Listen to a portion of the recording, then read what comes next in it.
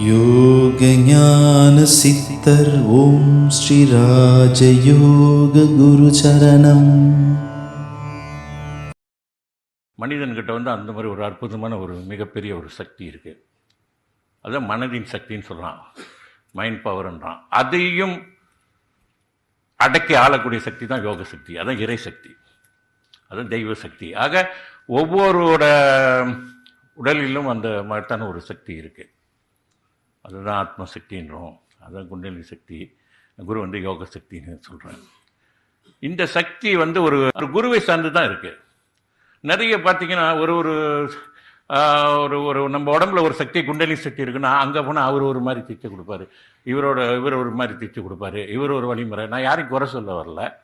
அது அவர்களை அந்த யார் கொடுக்குறாங்களோ அவர்களை சார்ந்து தான் இருக்கும். அது அவர்கிட்ட என்ன விஷயம் இருக்குது, உண்மையிலே அவர்கிட்ட பவர் இருக்கா, சக்தி இருக்கா, உண்மையிலே ஞானம் இருக்கா, தெய்வ காட்சிகளை பார்த்தா ஞானம் பெற்றிருக்காரா, இறைவனை உணர்ந்திருக்கிறாரா, அதுதான் உங்களுக்கு வரும்.